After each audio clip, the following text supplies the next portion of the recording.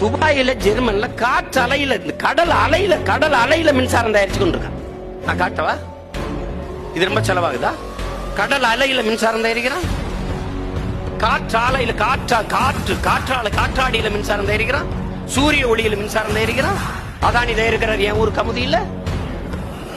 மேகமூட்டமே இல்லாத 365 நாள்ல 300 நாட்களுக்கு மேலாக மேகமூட்டமே மறைவே இல்லாது சூரிய ஒளியை பெற முடியுங்கிறான். போடு, ராஜஸ்தான் பாலைவனம் முழுக்க சோலாரை போடு, தயாரி. உன்னை யார் வேணாம்னா அந்த சூரிய ஒளி அந்த தகடை கழுவுறதுக்கு தண்ணி வேணும், அவ்வளவுதானே. குழாய் மூலம் கொண்டு போ. கடல் நீரை சுத்திகரிச்சு எனக்கு குடிநீரா தர்றங்கிற விஞ்ஞானிகளை கூப்பிடு. அந்த கடல் நீரை சுத்திகரிச்சு ஓட்ட தகடு கழுவுறதுக்கு அந்த தகடை கழுவுறதுக்கு தண்ணியை கொடுக்க சொல்லு. அவ்வளவு தூரம் நாங்க அவ்வளவு பியூரா ஒண்ணு சுத்திகரிக்க வேண்டியதில்லை. சும்மா அரைவரையா சுத்திகரிச்சா கூட ஓட கழுவுறதுதான். தண்ணீர்ல தான் கழுவணுமா? காத்து பம்ப வச்சு அடிச்சு காத்தடிச்சு தூசியை கலைச்சு விட முடியாதா? செய்ய முடியாதா?